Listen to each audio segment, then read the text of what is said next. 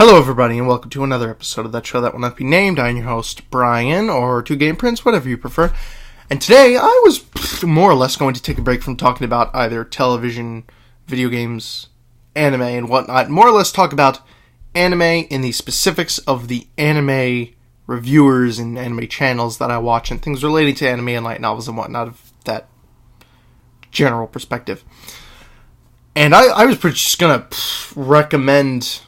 It's kind of dumb because I was like, oh, I'm going to recommend some channels for people to check out. But this is just like, chances are if you're watching me, I'm not sure if you already know if these channels exist. I mean, they're pretty big. It would kind of be hard for you to miss them. But I'm just going to recommend some.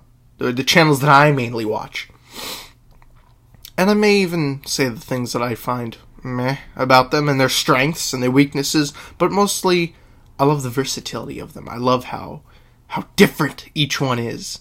So, without any further ado, I hate when people say that.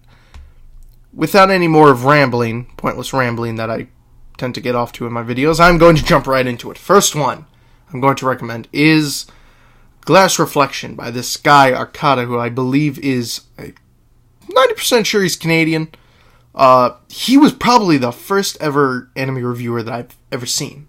And he was good. His reviews are very straightforward to the point. I think his judgments are perfect. They're on point. He takes care of everything. The characters, the story, the music. He's like the ideal channel. The ideal reviewer. My only gripe I'd say with him is just that in later years, he just does more videos of anime that I just don't personally watch, but that's just me. I'm a very limited person. I cut myself off from a lot of things. So that's not really an issue. But for me personally, in recent years, I just haven't seen him do a lot of stuff I was big into. Back then, when he was doing, Gungrave and Trigun and all that, I was the greatest reviewer in the world. And I still think he is. I still think he's very good. He's refined his process and everything. I think he's doing very well. So, Glass Reflection, check out that channel. Digibro is the next one. I love Digibro, besides the fact that every single video he does now seems to be just him getting drunk, going on camera, and talking about the philosophical aspects of anime for 2 hours. But at the same time, that's why I love him. I would listen to Digibro talk for fucking hours on end. I just love listening to the guy talk. The shit that he talks about, even if you're starting to fade away, or you're like, oh, I don't really agree with that, or anything like that, I still find it amusing. I still love listening to him talk. But it's funny because people have this, I've been listening around and people seem to have this feeling about him, that he's just I've heard, I'm not saying this is the general, this is more of a minority consensus, that he's just a drunk that rambles on about anime. And I don't think so. I think the inebriation may help. Or probably does help. I don't know. Something to that effect. But I love listening to him. I could listen to him fucking ramble for hours on end. So amusing. I usually do that when I'm writing. I'm sitting down, I'm writing, and I could listen to Arcada, or I listen to the SpongeBob soundtrack. Season 1. So yeah. Digibro. Definitely check him out. Next, we have Justus Stone, which is the only general light novel channel that I care to watch, because Justus is just so down to earth. He's just such a pleasant guy. He's not, okay, you ever notice how, each of the other anime review guys that I mentioned, usually, in some way, they look kind of odd. Digibro looks like a closet shut-in. Arcada looks like a high school preteen. Anime Man looks like, I guess, the general idea of what people who watch anime look like. But then you have Justus Stone, and the dude looks like... I don't even know how to he looks like he works for a business. He looks like he works for fucking something so regular and normal. He's probably one of the most anime light novel-esque guys that doesn't look anime light novelist. I don't know how to explain it. Just the way he presents himself. It's like looking at him, I wouldn't think at first glance that he was into light novels and anime and all that. But he's pretty awesome. He's another one. Him and Digibro, I could listen to them talk for hours on it. It's relaxing. I love listening to them talk. I watch his videos. I don't even know what fucking light novel he's reviewing this episode. And I'll just watch it and watch it. I don't care. My only gripe, which I'm not sure if it's true or if it's due to my lack of research, is he did a review of book 1 of Bakano. And then I never saw another Bakano book review ever again. Ever. I'm hoping he's getting around to that. Probably going to leave something in the comments. But that's my only real issue. Is that I'd like to see more Bakano stuff being reviewed by him. But other than that, Justus R. Stone. Excellent. And the dude's a writer too. So that's interested to see like his stuff.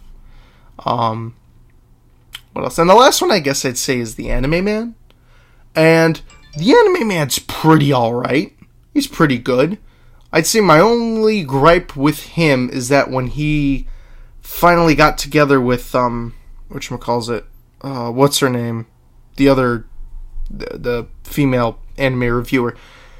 Their relationship subject and status was like, for 7 videos straight, it was like the crossover, it was like the Jimmy Timmy Power Hour.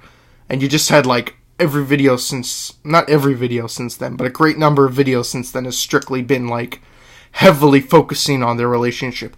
And I understand it's the aesthetic of the channel. All her viewers are now going to check out Joey's stuff. All of Joey's stuff is going to check out, all of Joey's fans are going to check out her stuff. It's going to be this in big intermingling web. And I get it. It helps the, situation. But at the same time, I can't help but feel like a lot of some of his more recent videos are like clickbaitish.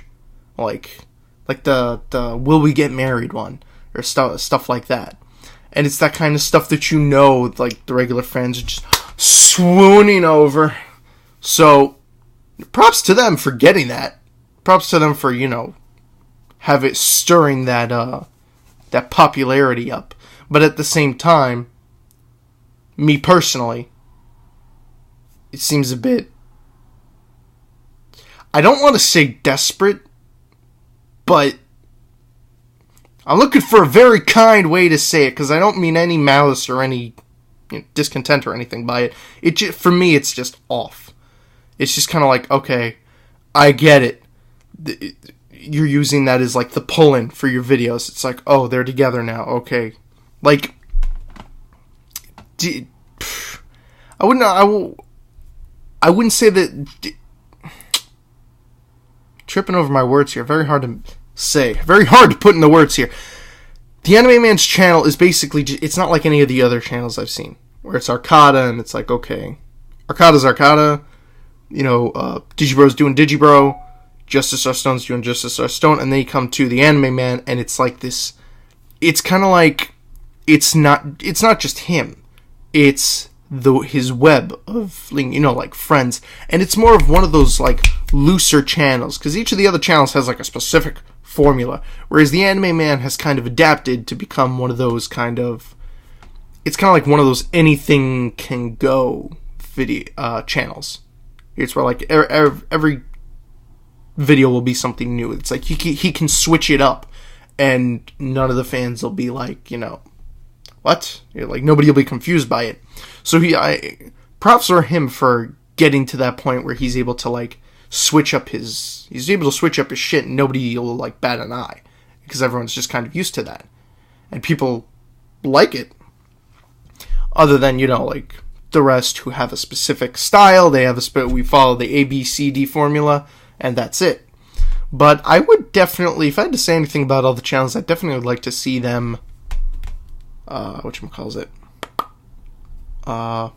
definitely would like to see them, as much as I see team up. I know that'd probably be impossible because they all have their busy schedules, they all have their different shit to do, but at the same time, I would also like to see Justus, Arcada,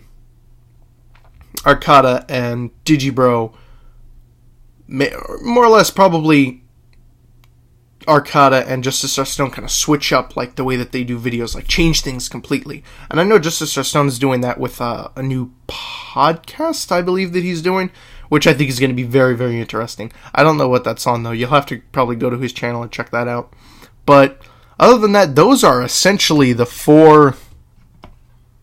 Looking at my list over here. Yeah, those are essentially the 4 biggest anime/manga/light novel channels that I watch. And I am very just like...